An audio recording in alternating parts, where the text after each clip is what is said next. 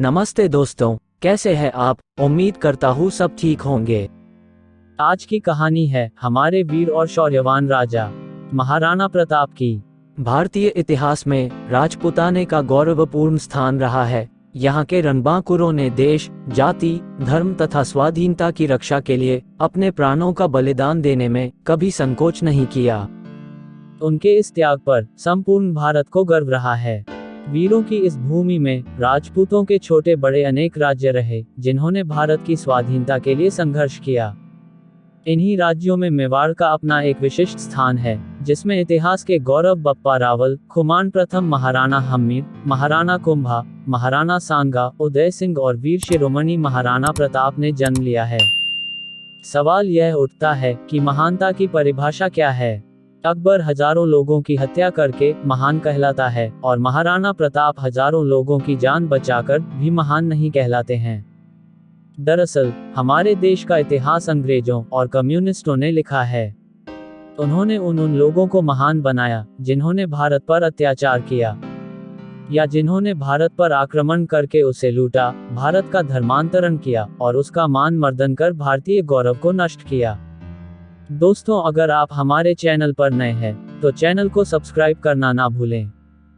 कहानी पसंद आ रही है तो वीडियो को लाइक और शेयर करना ना भूलें। आपका साथ हमारा हौसला अफजाई करता है।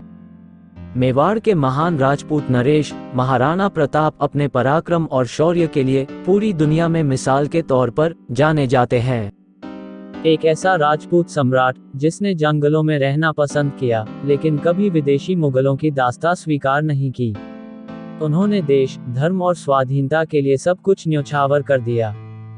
कितने लोग हैं जिन्हें अकबर की सच्चाई मालूम है, और कितने लोग हैं जिन्होंने महाराणा प्रताप के त्याग और संघर्ष को जाना। प्रताप के काल में दिल्ली में तुर्क सम्राट अकबर का शासन था, जो भारत के सभी राजा महाराजाओं को अपने अधीन कर मुगल साम्राज्य की स्थापना कर इस्लामिक परचम को पूरे हिंदुस्तान में फहराना चाहता था।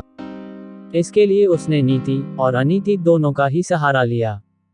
30 वर्षों के लगातार प्रयास के बावजूद अकबर महाराणा प्रताप को बंदी न बना सका। महाराणा प्रताप का महाराणा प्रताप का जन्म 9 मई 1540 ईस्वी को राजस्थान के कुंभलगढ़ दुर्ग में हुआ था, लेकिन उनकी जयंती हिंदी तिथि के अनुसार ज्येष्ठ शुक्ल तृतीया को मनाई जाती है। उनके पिता महाराजा उदय सिंह और माता रानी जीवत कंवर थीं। वे राणा सांगा के पौत्र थे। महाराणा प्रताप को बचपन में सभी की का नाम लेकर पुकारा करते थे। महाराणा प्रताप की जयंती विक्रमी संवत कैलेंडर के अनुसार प्रतिवर्ष ज्येष्ठ मास के शुक्ल पक्ष तृतीया को मनाई जाती है। राज्याभिषेक। महाराणा प्रताप का राज्याभिषेक गोगुंदा में हुआ था। राणा प्रताप के पिता उदय सिंह ने अकबर से भयभीत होकर मेवाड़ त्याग कर अरावली पर्वत पर डेरा डाला और उदयपुर को अपनी नई राजधानी बनाया था। हालांकि तब मेवाड़ भी उनके अधीन ही था। महाराणा उदय सिंह ने अपनी मृत्यु के समय अपने छोटे पुत्र को गद्दी सौंप दी थी, जो कि नियमों के विरुद्ध था। उदय सिंह की मृत्यु के बाद राजपूत सरदारों ने मिलकर 1628 फाल्गुन शुक्ल 15 अर्थात 1 मार्च 1576 को महाराणा प्रताप को मेवाड़ की गद्दी पर बैठाया। उनके राज्य की राजधानी उदयपुर थी। राज्य सीमा मेवाड़ थी। 1568 से 1597 ईस्वी तक उन्होंने शासन किया। उदयपुर पर यवन तुर्क आसानी से आक्रमण कर सकते हैं, ऐसा विचार कर तथा सामंतों की सलाह से प्रताप ने उदयपुर छोड़कर कुंभलगढ़ और गोगुंदा के पहाड़ी इलाके को अपना केंद्र बनाया। कुल देवता। महाराणा प्रताप उदयपुर मेवाड़ में सिसोदिया राजवंश के राजा थे। उनके कुल देवता एकलिंग महादेव हैं। मेवाड़ के राणाओं के आराध्य देव एकलिंग महादेव का मेवाड़ के इतिहास में बहुत महत्व है। एकलिंग महादेव का मंदिर उदयपुर में स्थित है। मेवाड़ के संस्थापक बप्पा रावल ने 8वीं शताब्दी में इस मंदिर का निर्माण करवाया और एकलिंग की मूर्ति की प्रतिष्ठापना की थी। प्रताप के पिता उदय सिंह ने प्रताप को जब नहीं सौंपी राजगद्दी तो जगमल सिंह उदय सिंह का अपनी समस्त रानियों में से भटियानी रानी पर सर्वाधिक प्रेम था। इसी कारण उन्होंने भटियानी रानी के पुत्र जगमल सिंह को प्रताप सिंह पर वरीयता प्रदान कर अपना उत्तराधिकारी घोषित कर दिया था। प्रताप सिंह ज्येष्ठ पुत्र होने के कारण स्वाभाविक उत्तराधिकारी थे। उन्होंने अपनी मृत्यु के समय जगमग को राजगद्दी सौंप दी। उदय सिंह की यह नीति गलत थी, क्योंकि राजगद्दी के हकदार महाराणा प्रताप थे। प्रजा तो महाराणा प्रताप से लगाव रखती थी। जगमग को गद्दी मिलने पर जनता में विरोध और निराशा उत्पन्न हुई। जगमग ने राज्य का शासन हाथ में लेते ही घमंडवश जनता पर अत्याचार करना शुरू कर दिया। जगमल बेहद डरपोक और भोगी विलासी था। ये देखकर प्रताप जगमल के पास गए और समझाते हुए कहा कि क्या अत्याचार करके अपनी प्रजा को असंतुष्ट मत करो, समय बड़ा नाजुक है। अगर तुम नहीं सुधरे तो तुम्हारा और तुम्हारे राज्य का भविष्य खतरे में पड़ सकता है। जगमल ने इसे अपनी शान के खिलाफ समझा। गुस्से में उसने कहा, तुम मेरे बड़े भाई हो सही, परंतु स्मरण रहे कि तुम्हें मुझे उपदेश देने का कोई अधिकार नहीं है। यहाँ का राजा होने के नाते मैं ये आदेश देता हूँ कि तुम आज ही मेरे राज्य की सीमा से बाहर चले जाने का प्रबंध करो। प्रताप चुपचाप वहां से चल दिए। प्रताप अपने अश्वागार में गए और घोड़े की जीन कसने की आज्ञा दी। महाराणा प्रताप के पास उनका सबसे प्रिय घोड़ा चेतक था। महाराणा उदय सिंह के निधन के पश्चात मेवाड़ के समस्त सरदारों ने एकत्र होकर महाराणा प्रताप सिंह को राज्य गद्दी पर आसीन करवाया था। महाराणा प्रताप का राज्याभिषेक कुंभलगढ़ के राज सिंहासन पर किया गया। जब जगमल सिंह नाराज होकर पहुंचा बादशाह अकबर के पास, उधर जगमल सिंह नाराज होकर बादशाह अकबर के पास चले गए और बादशाह ने उनको जहाजपुर का इलाका जागीर में प्रदान कर अपने पक्ष में कर लिया। इसके पश्चात बादशाह ने जगमल सिंह को सिरोही राज्य का आधा राज्य प्रदान कर दिया। इस कारण जगमल सिंह के सिरोही के राजा सुल्तान देवड़ा से दुश्मनी उत्पन्न हो गई और अंत में ईस्वी सन 1583 में हुए युद्ध में जगमल सिंह काम आ गए थे। जिस समय महाराणा प्रताप सिंह ने मेवाड़ की गद्दी संभाली, उस समय राजपूताना साम्राज्य बेहद नाजुक दौर से गुजर रहा था। बादशाह अकबर की क्रूरता के आगे राजपूताने के कई नरेशों ने अपने सर झुका लिए थे। कई वीर प्रतापी राज्यवंशों के उत्तराधिकारियों ने अपनी कुल मर्यादा का सम्मान भुलाकर मुगलिया वंश से वैवाहिक संबंध स्थापित कर लिए थे।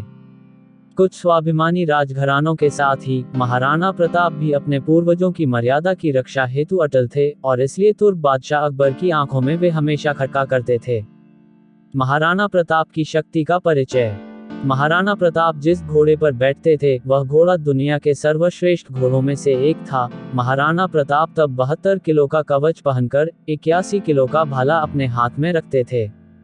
भाला और कवच सहित ढाल तलवार का वजन मिलाकर कुल 208 किलो का उठाकर वे युद्ध लड़ते थे। सोचिए तब उनकी शक्ति क्या रही होगी।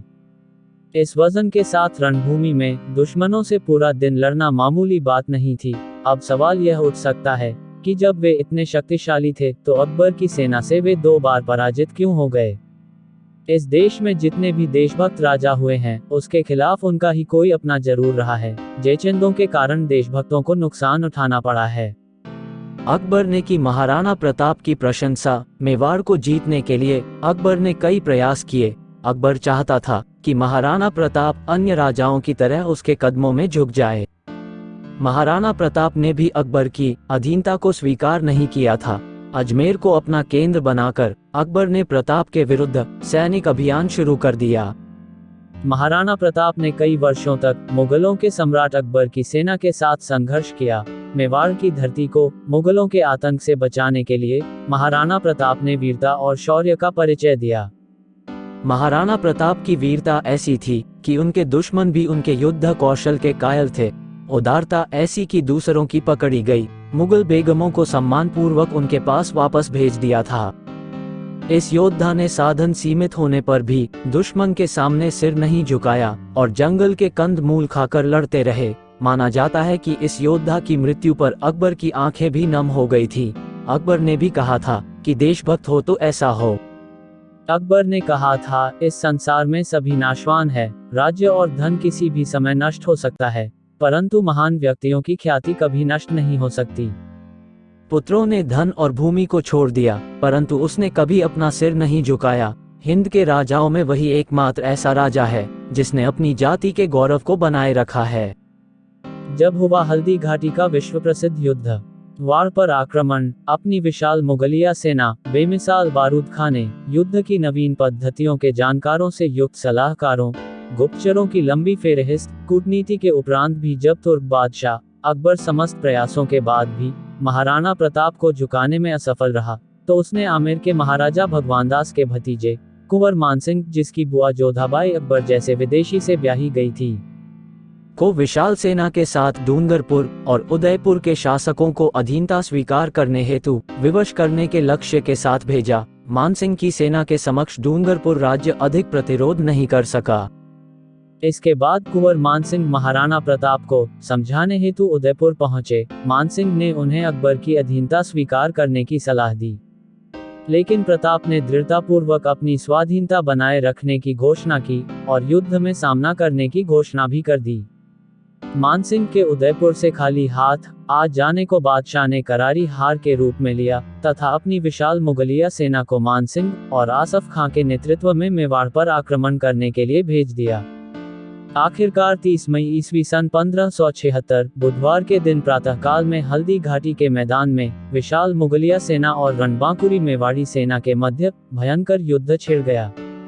मुगलों की विशाल सेना टिड्डी दल की तरह मेवाड़ भूमि की ओर उमड़ पड़ी। उसमें मुगल, राजपूत और पठान योद्धाओं के साथ जबरदस्त तोपखाना भी था। अकबर के प्रसिद्ध सेनापति महावत खां, आसफ खां, महाराजा मानसिंह के साथ शाहजादा सलीम जहांगीर भी उस मुगल वाहिनी का संचालन कर रहे थे, जिसकी संख्या इतिहासकार 80,000 से 1 लाख तक बताते हैं। इस युद्ध में प्रताप ने अभूतपूर्व वीरता और साहस से मुगल सेना के दांत खट्टे कर दिए और अकबर के सैकड़ों सैनिकों को मौत के घाट उतार दिया। विकट परिस्थिति में झाला सरदारों के एक वीर पुरुष ने उनका मुकुट और छत्र अपने सिर पर धारण कर लिया। मुगलों ने उसे ही प्रताप समझ लिया और वे उसके पीछे दौड़ पड़े। इस प्रकार उन्होंने महाराणा को युद्ध क्षेत्र से निकल जाने का अवसर प्रदान कर दिया। इस असफलता के कारण अकबर को बहुत गुस्सा आया। तब तुर्क बादशाह अकबर स्वयं विक्रम संवत 1633 में शिकार के बहाने इस क्षेत्र में अपने सैन्य बल सहित पहुंचे और अचानक ही महाराणा प्रताप सिंह पर धावा बोल दिया। प्रताप ने तत्कालीन स्थितियों और सीमित संसाधनों को समझकर स्वयं को पहाड़ी क्षेत्रों में स्थापित किया और लघु तथा छापामार युद्ध प्रणाली के माध्यम से शत्रु सेना को हतोत्साहित कर दिया। बादशाह ने स्थिति को भांपकर वहां से निकलने में ही समझदारी समझी। एक बार के युद्ध में महाराणा प्रताप ने युद्ध में अपने धर्म का परिचय दिया और युद्ध में एक बार शाही सेनापति मिर्जा खान के सैन्य बल ने जब समर्पण कर दिया था, तब उसके साथ में शाही महिलाएं भी थीं। महाराणा प्रताप ने उन सभी के सम्मान को सुरक्षित रखते हुए आदरपूर्वक मिर्जा खान के पास पहुंचा दिया। जहांगीर से युद्ध। बाद में हल्दी घाटी के युद्ध में करीब 20,000 राजपूतों को साथ लेकर महाराणा प्रताप ने मुगल सरदार राजा मानसिंह के 80,000 की सेना का सामना किया। इसमें अकबर ने अपने पुत्र सलीम जहांगीर को युद्ध के लिए भेजा था। जहांगीर को भी मुंह की खानी पड़ी और वह भी युद्ध का मैदान छोड़कर भाग गया।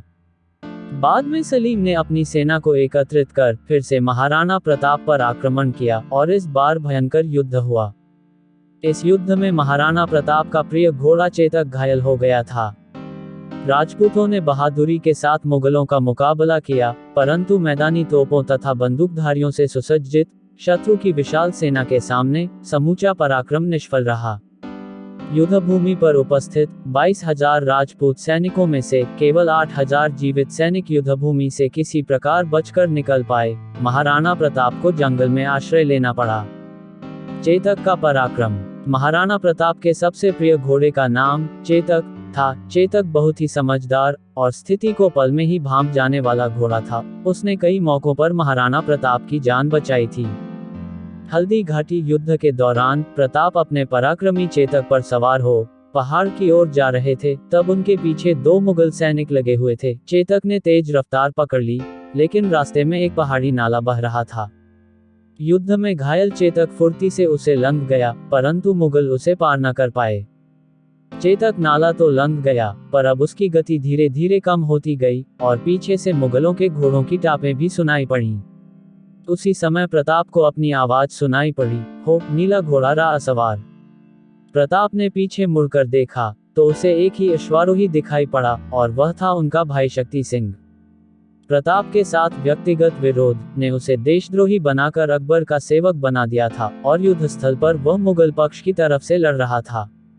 जब उसने नीले घोड़े को बिना किसी सेवक के पहाड़ की तरफ जाते हुए देखा, तो शक्ति सिंह भी चुपचाप उसके पीछे चल पड़ा था। लेकिन शक्ति सिंह ने दोनों मुगलों को मौत के घाट उतार दिया।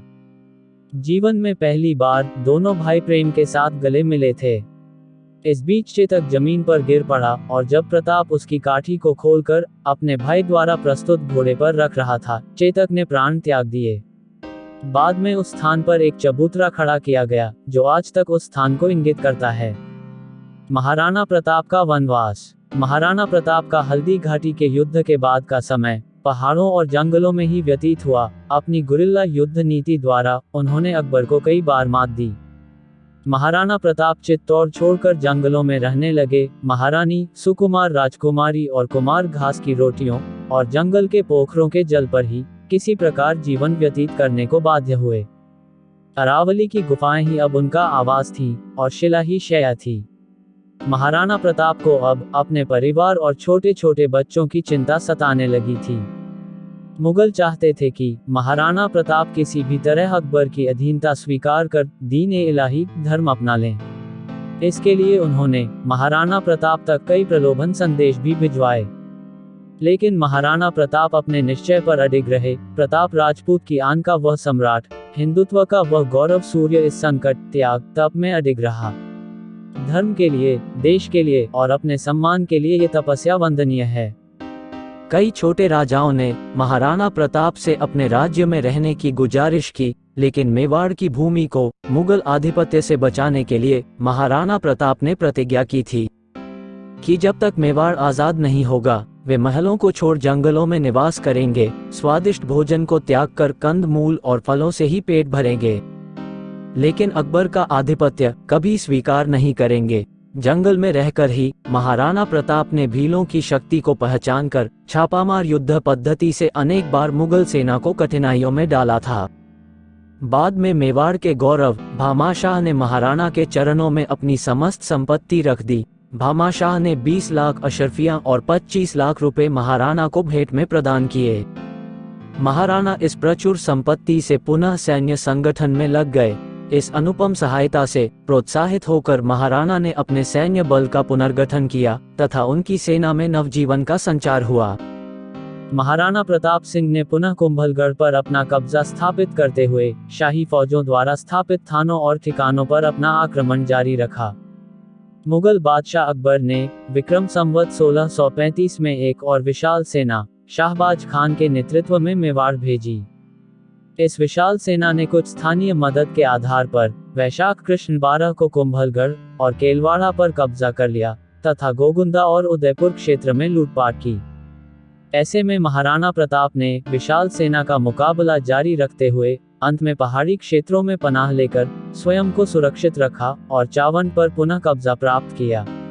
शाहबाज खान आखिरकार खाली हाथ पुनः पंजाब में अकबर के पास पहुंच गया। चित्तौड़ को छोड़कर महाराणा ने अपने समस्त दुर्गों का शत्रु से पुनः उद्धार कर लिया। उदयपुर को उन्होंने अपनी राजधानी बनाया। विचलित मुगलिया सेना के घटते प्रभाव और अपनी आत्मशक्ति के बूते महाराणा ने चित्तौड़गढ़ व मांडलगढ़ के अलावा संपूर्ण मेवाड़ पर अपना राज्य पुनः स्थापित कर लिया। इसके बाद मुगलों ने कई बार महाराणा प्रताप को चुनौती दी, लेकिन मुगलों को मुंह की खानी पड़ी। आखिरकार युद्ध और शिकार के दौरान लगी चोटों की वजह से महाराणा प्रताप की मृत्यु 29 जनवरी 1597 को चावन में हुई। आजीवन अकबर को तुर्क कहने की खाई थी कसम। भारतीय कम्युनिस्टों और अंग्रेजों ने पूरी दुनिया में सिकंदर की तरह अकबर को महान सम्राट बना रखा है, लेकिन सत्ता और धर्म के नशे में चूर अकबर की सच्चाई को आज नहीं कल स्वीकार करना ही होगा। महान तो महाराणा प्रताप थे, जिनको एक तुर्क ने भारतीय राजाओं के साथ मिलकर हर तरह से झुकाने या मौत के घाट उतारने का प्रयास किया, लेकिन महाराणा प्रताप ने अपने आत्मसम्मान को बचाए रखा और कभी भी अकबर की अधीनता स्वीकार नहीं की। महाराणा प्रताप ने भगवान एकलिंग जी की कसम खाकर प्रतिज्ञा ली थी कि जिंदगी भर उनके मुख से अकबर के लिए सिर्फ तुर्क ही निकलेगा और वे कभी अकबर को अपना बादशाह नहीं मानेंगे। मेवाड़ के वीर यशस्वी महाराणा प्रताप ने कभी मुगलों के इस छद्म चेहरे की अधीनता स्वीकार नहीं की। अकबर ने उन्हें समझाने के लिए 4 बार शांति दूतों को अपना संदेशा लेकर भेजा था, लेकिन महाराणा प्रताप ने अकबर के हर प्रस्ताव को नामंजूर कर दिया था। तो दोस्तों, कैसी लगी आपको हमारे वीर महाराणा प्रताप की कहानी पसंद आई हो और आगे भी ऐसी कहानियां सुनना चाहते हैं तो हमारे चैनल को सब्सक्राइब करना ना भूलें। मिलते हैं एक नई कहानी के साथ जल्द ही, तब तक के लिए धन्यवाद।